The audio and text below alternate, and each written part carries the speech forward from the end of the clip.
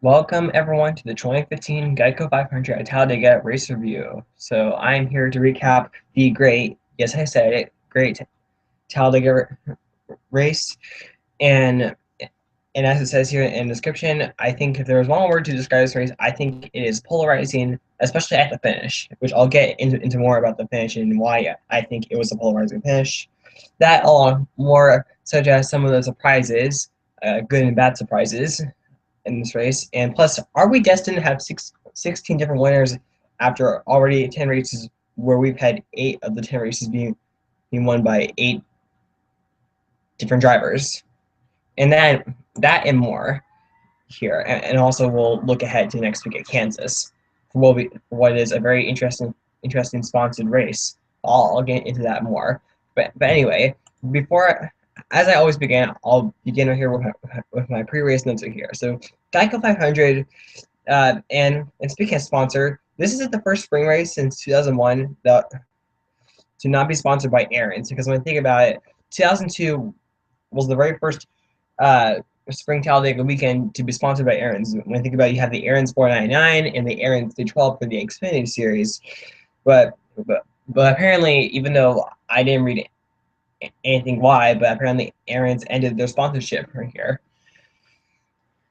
And so that's why this race is called the Geico 500. And so because it was the Geico 500 and not the Aaron's 499, the race went back to 188 laps, whereas for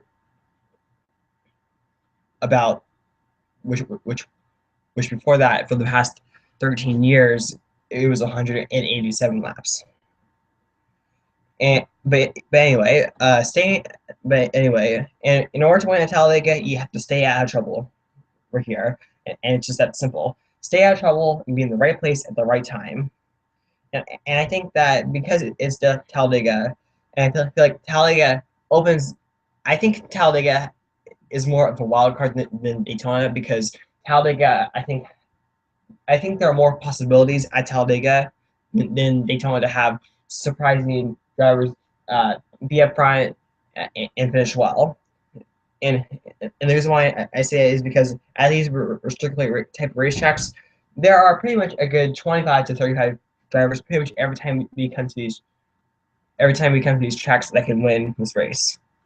And we're now moving on to Friday right here. Stenhouse Jr. wins the first practice. Biffle wins the second practice.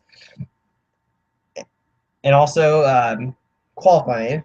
This was another big headline before the race started here. So after a couple races under the chaotic qualifying format, single car qualifying returns to super speedways. And when I heard that news, I was happy, because the thing is, I felt like I think before that, the qualifying, especially like the last 2 races at restricted plates, the Daytona 500 this year and then the fall race last year, I just think the qualifying was just a little too. I think it was kind of like confusing and hard to really keep up with all the rules. But 2, I think it was also just a little. I think it was crazy, and I think after last fall in Talladega where we lost, where Ricky Stenhouse Jr. and Justin Allgaier had to go home, I think that was really not. That just was not good news. And thankfully, a single car qualifying, all the issues that happened in the 500 qualifying and last year at the restricted racetracks, those were all out of the way. And now qualifying at these tracks will now return to normal. And hopefully NASCAR can keep it like this forever.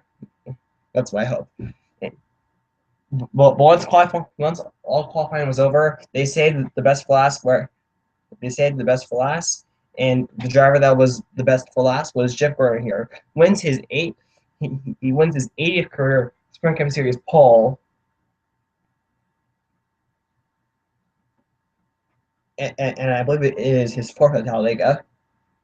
And the thing is, he beat his teammate. I think it was Casey Kane. Yes, it was.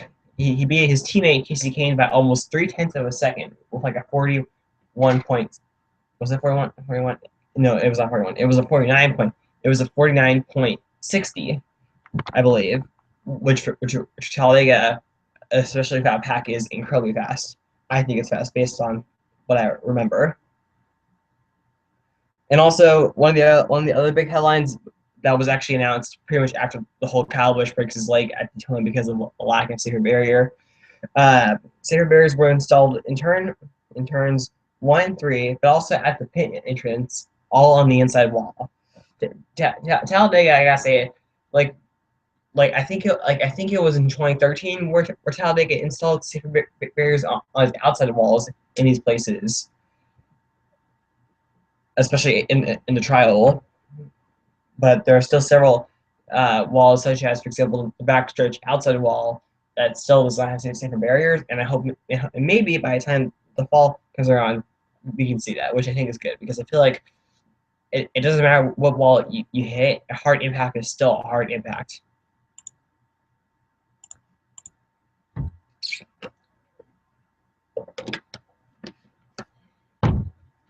Anyway, now let's get on to the racing here. And I gotta say, I took a lot of race notes here. I think maybe I took about like 7 or 8 pages, just simply because it's a super speedway, a lot is going on. So I was like writing down notes almost like every single lap here. But Jeff Gordon here at Pole Center, he led the opening first couple. He led the first. Jeff Gordon led the first couple opening laps in the Geico 500 here, but then Jeff Gordon, who they said he was experimenting, he decided to go to the high side, which allowed Casey Kane and Tony Stewart to be out first. Then Tony Stewart would be the leader, and then Tony Stewart kept the lead for about maybe like 7 laps or so. I think. Well, I think it was more like 10 laps because then Jeff Gordon was able to regain the lead here on lap 16. And then by this point, we saw Cliff Bowyer, Logano, and Newman all driving back to the backer here. Then, and while these 2 drivers were in the back, we saw 3, I would say, surprises up front. Bain, Dillon, and Stenhouse Jr. moving up to the front on lap 17.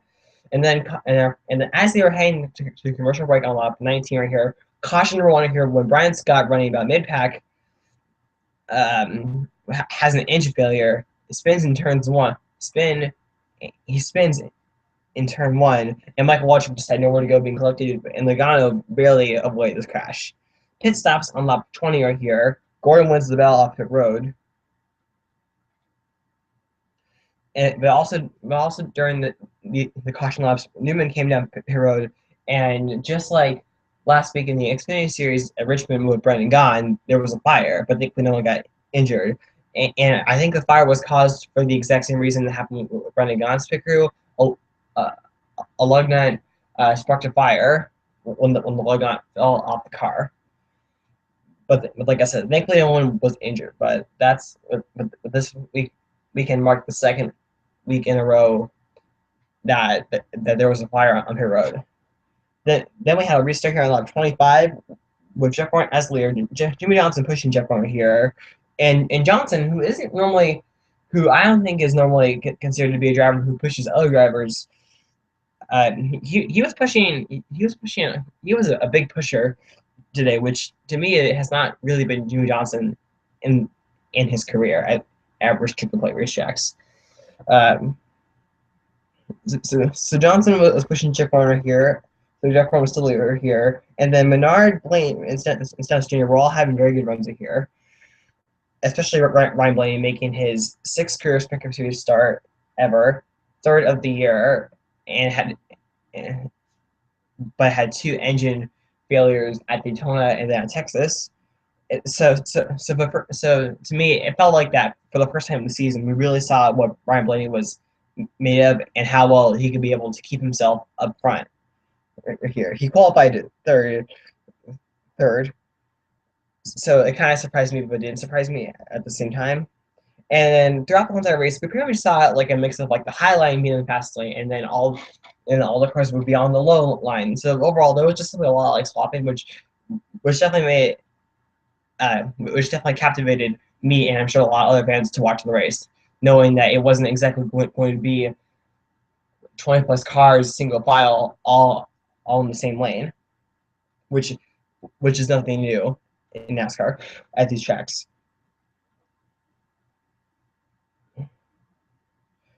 But one thing that happens when all the cars go to the high side or the low side, whatever side most of the cars are not on, if you're on that side of the racetrack, you drop back, and that's what happened to drivers like Tony Stewart and Denny Hamlin are here. And then also around lap 30, we saw a pattern that we would see several times throughout the race, and that is a top half a dozen, sometimes a dozen cars break away from the pack right here. And the first pack, which was the top 5, was Gordon, Johnson, Menard, Blaney, and Stenhouse. I actually almost said Bain. And then also around lap 40, this is where we saw. I think this was kind of like peak or best place McMurray was throughout the whole entire race, and that was around lap 40 when McMurray almost got the lead right here. And the thing is, he was able to get the inside. He was able to kind of revive the inside right here, but then Jeff Gordon blocked him, and then which left Johnson out to hang.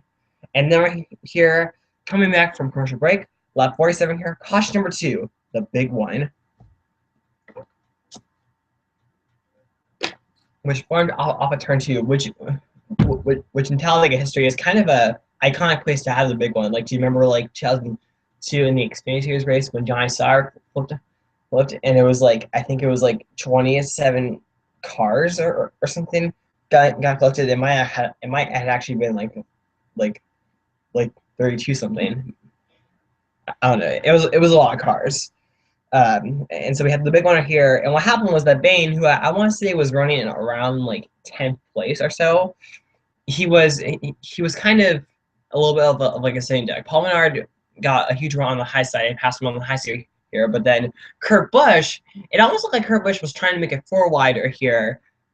And when he got to the left rear quarter panel of Bain, he didn't touch him, but I think Kurt Busch took the air away from Bain, which initially caused Bain to go sideways to the left, but he overcorrected it and went to the right. And because of that, he went right in front of the pack right here. And overall, when it was 15 cars involved with it was 15 cars involved, and I'll just list everyone involved: Harvick, Kane, Bain, Bowman, Patrick, Biffle, Stenhouse Jr., David Reagan, Joe Logano, Lancaster, Kyle Larson, Eric Almirola, Justin Allgaier, Matt DiBenedetto, and Josh Weiser here. Some of these drivers were actually able to recover. Other drivers were not able to recover. And I think most notably, even though Lancaster is usually not the type of driver who usually is in the top 20 every week, he was, I think at one point he got to like a top position of like 7th or 9th or something like that. So it looked like if he didn't get him all of his crash, it looked like he was going to have a good run today. Logano, the Daytona 500 winner, but also won the Xfinity Series race the day before. David Reagan in his last ride for Joe Gibbs. Next week at Kansas, he goes to the 55 car. And then Stenhouse Jr., who about 10 laps before this was inside the top 5. Overall, it wasn't. Overall, Roush was actually having a pretty good day until this crash happened here, because all 3 Roush cars got involved. But anyway, that's the big one right there. And then after almost a 12-minute red flag right here, the yellow flag was waved, and then we had pit stops right here. And then Johnson got the leader here for the first time, with Truex in second place right here. Both drivers taking 2 tires, which at Talladega, taking 2 tires doesn't really hurt, just simply because it's pack racing. And then we're here at lap 52, restart here. Caution number 3 for debris on lap 55, 3 laps after the restart. And then we have restart here again on lap 59.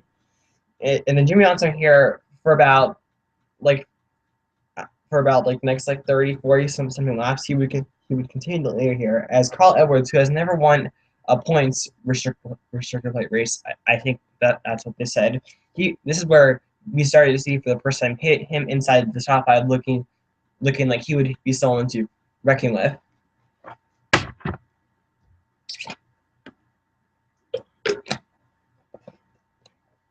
Just want to get a drink. lap 68 right here, Jeff Dillon Jr. And there were a couple other drivers who later reported this as well, reporting an unusual vibration. I don't think they were able, no one on TV or Junior or anyone else on the team was able to report what it exactly was, but it was a very unusual vibration. It wasn't like a loose wheel or like a tire going down. So, yeah, so that was like one like pattern, another pattern we also saw today. And then by lap 7 here, the top 7 had broken away from the field. That would have been Johnson, Jr., Edwards, Keselowski, Harvick, Kenseth, and Hamlin were here. And then for a while it was like top 7 breaking away. Now everyone's back together. Top 7 breaking away. Everyone's back together.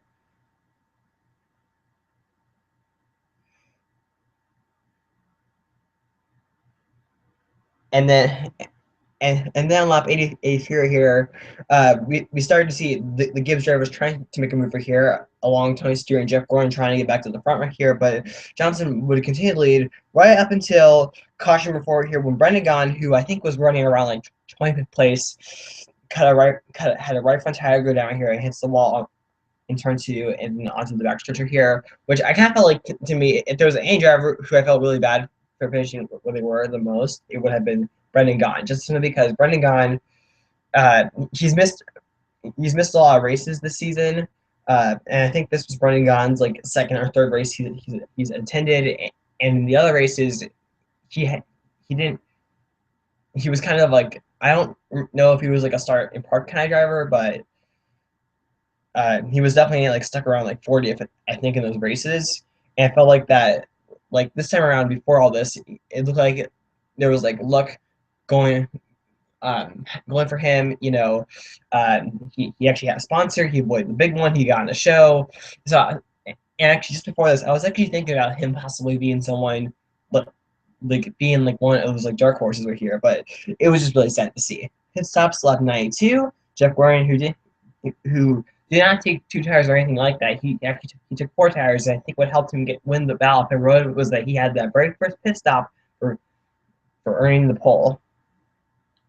And then we have a restart here on lap 96. So Jeff Gordon here, he's back in the lead.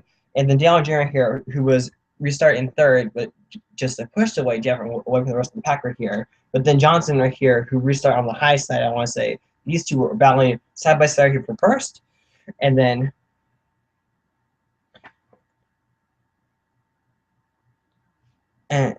but then on lap 98, Jimmy Johnson was able to take the lead away from Jeff Gordon, and I think that was the last time Jeff Gordon was ever that close to the front again. Lap 103 here, Denny Hamlin. This is where he started. This is where he started to really come alive right here, and then with lap 106 right here, Denny Hamlin led the race here, and around the same time, Jimmy Johnson actually got stuck in the middle, and this would be the first time in the race where Johnson was really like stuck in traffic. But then lap 107 here comes Dale Earnhardt Jr. into the lead as now the 11 got shuffled to the middle here. So a lot of shuffling going on by this point. But then, oh wait, I said Jeff Gordon never got up to the front again. I was wrong here because he actually led. He got back to lead here on lap 111, and then caution number 5 here on lap 115 for debris in turn 3, pit stops. And then most of the field took 2 tires right here. Kevin Harvick was actually penalized for meant over the wall too soon. He wasn't going to restart into the top 10, so it wasn't like he was going to restart in a good position right here. But he was one of the few drivers who got damaged in that first crash, and even though he got involved in that crash, it looked like he was still a race winner and someone to reckon with, but thankfully he would recover. Jeff Gordon right here restarts on the high side, which to me I kind of felt like that, like restart on the high side, like it happened a couple times in today's race, but which I was kind of surprised when those decisions were made, but it turns out it paid off. Jeff Gordon here restarts on the high side as Edwards moves in the second right here, and then on lap 121 right here, Jimmy Johnson reports I think it was a similar vibration to what happened to Dale Earnhardt Jr., but nothing serious right here. Yeah, lap 123 right here. Dale Earnhardt Jr. moved in the second as Austin Dillon moved into third, and Austin Dillon was a driver who wasn't also talked about a whole lot all day up to this point. and now Dale Hunter here, he gets around Jeff Gordon uh, from a push from Brad Keselowski, and this was kind of the first time where, for me, this was the first time where I saw Brad Keselowski as someone that was like, he could actually win this thing. And which I was kind of surprised when I reacted like that, because I guess Keselowski has won here 3 times. He has like a 15.08 average finish at this track leading into today. But the thing is, he wasn't really particularly that strong up and like super strong up to this point right here. And then also here, Ryan Blaney, he was still trying very hard here to get the lead, but and then Tony Stewart here, he moved in the second place, so it was generally Tony Stewart in second by around lap 133 here. And if you remember, these two drivers got together, resulting in Stewart spinning here. And then by lap 134 here, Daniel Patrick reports a transmission issue and only has access support here, which made restarting a hell of a problem for her. And that sucked, because the thing is that I was actually kind of hoping. The thing is, I was kind of because thing is, I wanted because I actually thought that she actually had a pretty good chance to win today. Jimmy Johnson right here, more problems for the 48 right here, as he had trash on the grill, and he would have trash on the grill for the next several laps right here, but not several laps. So lap 137, he got trash on the grill, but then the trash would fall off by lap 142 right here, as Johnson was moving up to the front right here. And then by lap 149 here, Tony Stewart was actually able to lead lap right here, but then fell back to second. And then right here by lap 156, green flag pit stops are here. But in the middle of these green flag pit stops, caution number 6 right here for Austin Dillon, who was 16th at the time. First, he pulled out to the apron, and then all of a sudden, a fire emerged from the car. And if you remember, Ryan Scott is a teammate. Well, actually, I don't know if Ryan Scott is a teammate, but the thing is, Ryan Scott races in Childress engines in the same for Austin Dillon here. So this is Richard Childress' second engine problem of the day. But overall, a lot of fire from Richard Childress like cars. And then pit stops for the drivers who didn't pit on lap 159 right here. Josh Wise and Jeff Gordon penalized for speeding, and this would really, I think this would really hurt Jeff. I think this would really hurt Jeff Gordon here, just because I don't think Jeff Gordon was really ever able to get back up to like inside the top 4 or something like that. And then right here, but once all the pit stops cycled out here, Colwood became the leader right here, which I think was, I don't know if this is the first time in his career that he was leading, he was the leader on restart, but it might have been the first. I don't really remember. But overall, it looked like Colwood, he might have actually, it looked like at first that he positioned himself right here to possibly stay inside top 5 or top 10, but that just didn't happen here, because after they restarted, Dale Jr. from a push from Jimmy Johnson here took lead, and then Colwood was just shuffled to the high side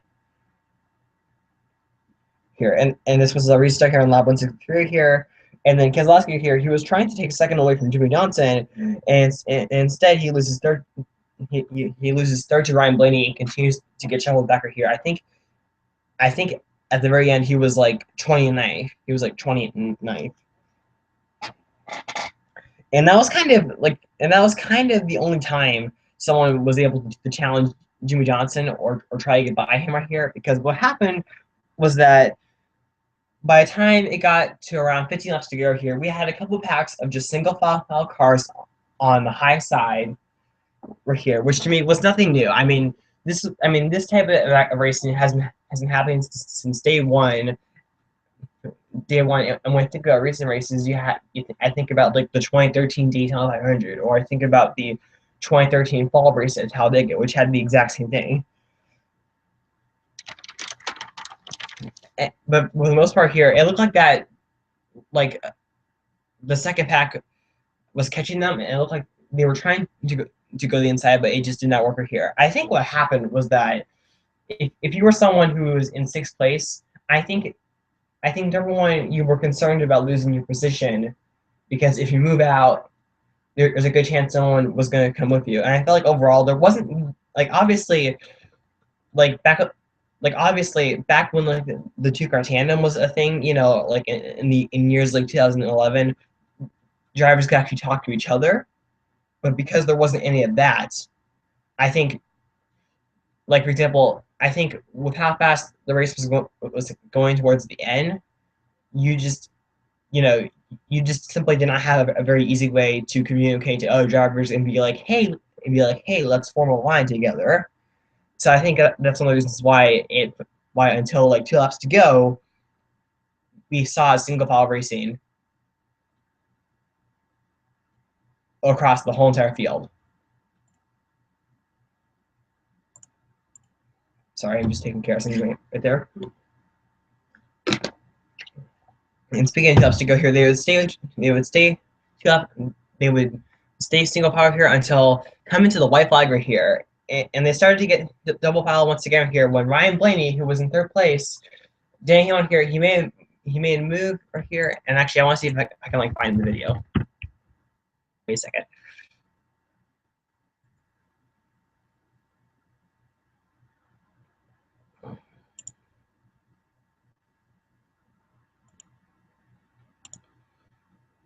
Okay, so Danny Hamlin here with the help from Harvick here, they get by Ryan Blaney, shuffling Ryan Blaney here to the high side right here, and then right here, so here we go. The packet is all together here, still a little bit single file for the most part. We are starting to get double wide here once again here, and Danny Hamlin here, he was trying to catch Johnson right here, but Johnson he was just being very protective right here. White flag is waved right here, and then Carl Oates here, who was I want to say he was. I'm actually watching the replay of the final lap here on YouTube from the official channel of NASCAR. Carlo here, he was about 7th or 8th spot here when he got a tap from behind here by Casey Mears here, and he spins on the apron and turns 1 and 2. He comes back up onto the racetrack here, but thankfully no one was able to hit him. Here, and then what happened right here, they didn't really show exactly what happened here, but then all of a sudden here we had sort of a small multi-car crash here because it happened was that when Mears hit Edwards, Mears went to the middle of the racetrack right here, and he was getting passed on both sides of here. Clint Boyer strangely came up. Well, actually, I don't know if Boyer came down. Let me see here. Did Boyer come up? Boyer strangely went up or did not know that Casey Mears was there, which forced Casey Mears here to go up into the wall here along with Ricky Stones Jr., Eric Amarola gets down here, and then Jeff Gordon gets spun around here. But the thing is, they decided to stay green here. So right here on the back here, we have our top 6, which consists of Junior, Johnson, Truex Jr., Menard, Mulaney, and Sam Horse Jr. here. They were still all single file here. Paul Menard here, he goes to the inside here. Amar Truex Jr. for third. Here, and he's trying to make a move here, but to me, Johnson Jr., with those two being 1-2, they were just simply too strong for anyone here. Coming out of turn number 4 here, as Truex Jr. was getting shuffled right here, heading in trouble here, Dillon Jr. here, he has a pretty strong lead over Jimmy Johnson for second here, so Johnson wasn't able to make a move himself right here, and Dillon Jr. here wins the race here. He becomes the 8th winner of 2015, first one of the season for him. And this is his 6th win at Talladega, his first win since the fall of 2004. Which to me, and so that right there was the final lap right here. And so now I'm going to get into why I think this race is polarizing. Because here's why. I was watching a couple forums right here that were making posts as the race was going on here, and it seems like that. Like NASCAR fans, I don't know whether it's like an older or a younger demographic or like a particular fan base of a certain driver, but it seems like overall, like single file racing throughout the whole entire pack with like 10 laps to go does not seem to be popular overall. But to me, like it's been happening since day one, which is why I was one of the ones who wasn't angry by this at all. But it seemed like that also there seemed to be some like complaining on why drivers like Hamlin or Harvick were not making we're not taking like chances, because the thing is, I think some NASCAR fans thought that because Hamlin and Harvick had at least one win, that they would just simply be the drivers who would just like do like anything to try to pass Junior and Jimmy Johnson are here. But I just think that Hamilton and Harvick, and what I don't think that they were. I think they wanted to win, but I just feel like that to me. I think I think another thing that seems to be like sparking is like why choose until the final lap or two to win the race to win the race. I think just simply because I think I think nowadays at Talladega, ever since the introduction of the restricted plate impact racing, you really have to be thinking a lot more about when am I going to make the move right here. And I think sometimes it just kind of maybe these drivers were overthinking. I don't exactly know what these I don't know or I wasn't following what these drivers were thinking or saying in those final few laps are here. So I don't know how Harvick and Hamilton were, but to me, I just think that whether a move was made with like 8 laps to go or just 1 lap to go here, I just don't think that there was really. I'm not saying that like it was like certain that it was going to be a Junior Johnson 1-2, but it was nevertheless just going to be hard to pass those two drivers. Those two drivers are here were very strong all day long here, and I think to me, like Johnson, I think Johnson was possibly out to the entire field, like the one driver who wanted to defend, who wasn't exactly trying to really win the race. I think he was trying to be sure that Junior stays in first here, just simply because Johnson already has 2 wins and Junior has not. So Johnson is going to more likely help a teammate out. And it's because that Johnson was like blocking Paul Menard, he was blocking Dirks Jr., he was blocking Hamlin, he was blocking everyone, and every block he made was to me, in my opinion, totally legit. But overall, I think back to like of what why fans think about the finish. I think a lot of times or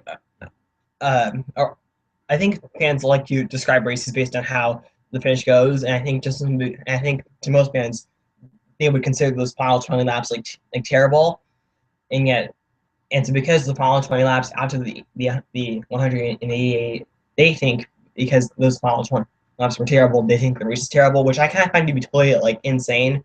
Like because to me, overall, I think my opinion, if you to me like my like full opinion on the finish says to me, I don't think the finish was like terrible. Obviously, the finish could not have been a lot more better, but to me, if you're gonna blame like the single file racing and like no one really deciding to like make a move, don't blame like I wouldn't blame the cars at all, just simply because the Gen 6 car has not changed at all from like 2013. Like because the thing is like the rules package only applies to tracks that aren't the restricted plate racetracks. So the cars that they were racing today at Talladega was the exact same cars they were racing in the 500 or last year in the fall. You know, I just feel I just feel like it's to me if you're going to be someone if you're someone who's upset about the finish and think that it was a terrible or boring final 20 laps overall the race, blame the drivers. They were the ones who didn't really take chances or whatever at all. And to me, I think if there's one race that reminded me a lot about this race, it was the fall 2013 Talladega race, which had like the exact same thing. The race that Jamie McMurray got his last career win. So that's pretty much all I have to say about that. But I just simply do not agree with those fans who think that the race was just terrible or boring, or anything else along those lines. I just don't agree with them at all. But anyway, here now that the race is over, now I'm gonna get into where everyone finished here. Dale Earnhardt here gets the win. Jimmy Johnson second, Paul Menard third, Ryan Blaney fourth, Martin Truex Jr. fifth, Sam Horst Jr. sixth, Ryan Newman seventh, Kevin Harvick eighth, Dan Hamlin ninth, Josh Wise 10th, Jamie McMurray 11th, Kurt Busch 12th, Cole Whitt 13th, JJ Yeley 14th, Eric Almirola 15th, Alex Bowman 16th, AJ Allmendinger 17th, 18th went to Matt DiBenedetto, 19th went to Stewart, 20th went to David Gilliland, 21st went to Dan Patrick, 22nd Brad Keselowski, 23rd Justin Allgaier, 24th Chris Buescher, 25th Matt Kenseth, 26th Ricky Stenhouse Jr., Fabio Labonte finished 27th, Casey Mears 28th, Michael Annett 29th, Clint Bowyer 30th, Jeff Gordon 31st, Carl Edwards 32nd, Joey Logano 33rd, Casey Kane 34th, 35th went to Austin Dillon, 36th went to Michael Waltrip, Casey, why did I say Casey? Greg Biffle finished 37th. David Reagan 38th. Landon Castle 39th. Brendan Gaughan 40th. Cherubin 41st. Larson 42nd. Brian Scott finished dead last in the 43rd position right here. So now I'm going to get into my the drivers that surprised me with where they finished, and drivers that sort of made me sad. That made me sad to see them finish where they were, or drivers that I was disappointed to see them finish where they were. So I guess to me, I'm going to get my surprises out of the way here. I think to me, like Ryan Blaney to me is number one on the list of surprises here. I mentioned how at Texas and Daytona this year he had engine failures, and I was kind of wondering throughout the race, especially early on, if that would happen today. But Ryan Blaney did a very good job right here. And I think to me, like I think one of the reasons why Ryan Blaney didn't Ryan Blaney did not choose to make any moves is just because Ryan Blaney, he was already in a good finish right here for a driver that is a part timer here, and I think in Ryan Blaney's case, it's just simply if there's nothing wrong with finishing where you are, why fix it? But overall, a great finisher here for Ryan Blaney. Sam Horse Jr. wasn't there, surprisingly here. I thought Sam Horse Jr. was honestly going to be involved in a big one today, but I was surprised to see where he finished here. Josh Wise finishing 10th right here. That I actually did not realize until just now that he actually finished 10th. So a positive from right here. Same for Cole Witt, J.D. Daly. They finished 13th and 14th right here. So overall, this was a pretty good week for J.D. Daly. I mean, he finished 4th in yesterday's Xfinity Series race. Matt another nice solid 18-place finisher here. And if there's anyone else, I think it's pretty much it. Now I'm going to get into the drivers that I was sad to see where they finished, or the drivers that I was disappointed to see where they were. I think number one on the list was Brad Keselowski here is number one on the list because the thing is he was running up front.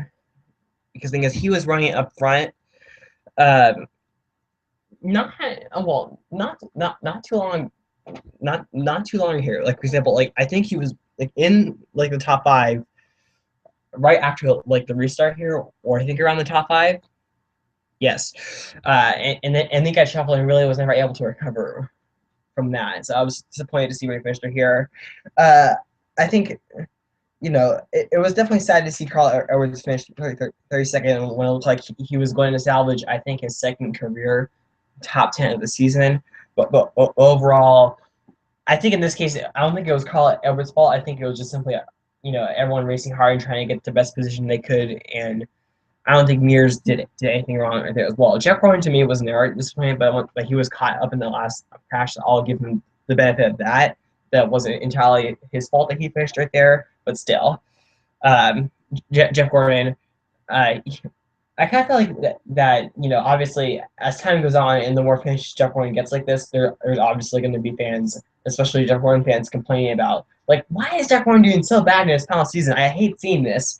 I think, to me, and I'm not saying that Jeff Gordon is absolutely going to go down this path, but to me, when you look at drivers over the history of NASCAR, drivers that were considered to be great or not great, most of them did not have the best final season. When I think about drivers like Richard Petty, Sterling Marlin, Jeff Burton, Ricky Rudd, drivers like these and much more, they did not really have a solid or a good final season. They just did not here. I think to me, in my opinion, I think the last driver who I think had a really solid and great final season, that would be Dale Earnhardt Sr. I don't know exactly where he finished. I don't know his 2000 stats are here, but to me, like, if you're going to have a final season, try to have at least like one highlight that will be remembered even long after you are gone from the sport here. And winning that race, winning the 2000 Winston 500, if you're going to win your final race like that. I don't think his last win could have been any more perfect than what he did here. But anyway, I'm kind of going off the rails here. Yeah.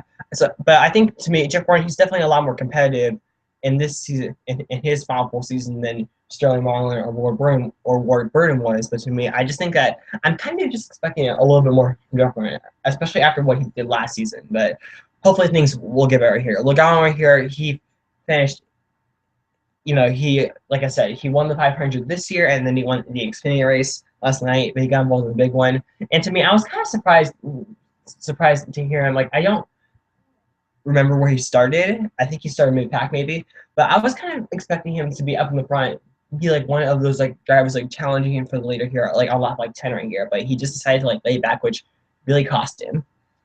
Um, Kyle Larson here once again, another disappointment here. I don't really know what's like happening with like Larson here. Like for example, he lost. I think he lost 4 spots in the points standing here. I think he's now 24 from points. Yes, he is. And Larson, I think he was the biggest loser in the point standings. Yes, he was. So I don't know what's going on with like Larson this year, but it's just not so far. It's not been a very good year for him, and I feel a little bit bad, but it's just like, come on, I don't know. Yeah, so that's why I got to stay with that. And to me, I kind of like, especially after like a year ago where Brian Scott got that pole, you know, that's kind of to me one of his most memorable moments in his NASCAR career, getting getting the pole in the Sprint Cup Series race last year, a year ago. Brian Scott kind of disappointed me a little bit as well.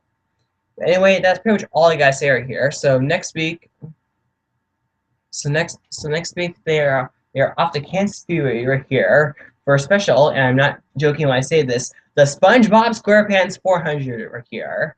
And I think there's a couple of reasons why this race was sponsored like that. One, because this year, back in February, the SpongeBob SquarePants movie came out. It was the second movie. I think this is kind of like one of like NASCAR's like biggest moves in a long time to really kind of like appeal and advertise something to a younger audience right here. The thing is, I love SpongeBob when I was younger. You know, I'll just get that out of the way, and to see and hear the race called like that, I'm actually kind of excited. Like, I don't know how much like SpongeBob like production is going to go into like the TV broadcast. Probably not very much at all, but still, apparently. And also the thing is, there will be a couple of SpongeBob paint schemes right here, and also the backstretch ball is actually painted sponge yellow. So I think it'll be a cool race. But anyway, onto the track in Kansas right here. Kansas right here, it was recently repaved here, but now it's getting worn out here, and I think now the speedway, we are really starting to see like 3 wide, you know, everywhere around the racetrack, you know, especially in the corners. But but but also but also the racing has been pretty faster here, and it's been and they're and for the most part, these races have been pretty action packed right here for the most part. And I think possibly as time goes on, Kansas Speedway is really going to be one of the best tracks that NASCAR goes to once the service ages just a little bit more. Anyway, here when I look at the drivers here with the best average finish.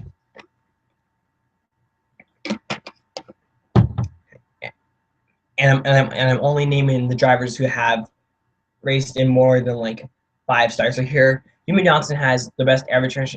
Jimmy Johnson has the best average finish of a 9.53 right here. Carl Edwards are here with second with 10.13. Jeff Gordon 10.28. Greg Biffle 10.94. Kevin Harvick 11.50 or 11.5. Tony Stewart 13.06. Brad Keselowski 13.1, Casey Kane 13.8, Matt Kenseth 14.22, Clint Boyer 14.31 here, and yeah, that's pretty much all I'm gonna mention here. So I think Johnson to me is kind of, you could call him one of the obvious picks here, but to me I'm gonna go with Kevin Harvick right here. I'm gonna pick because I think Harvick, I think these types of tracks really worked for him, and he also came really close to winning.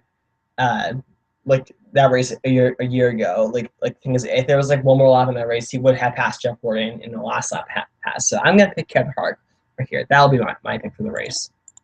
But anyway, right here, I think it's about time to wrap things up right here. So I want to thank you, whether you're watching this race live or watching it after it is now published to YouTube. Thank you all for watching. Be sure to rate, comment, subscribe, and bye.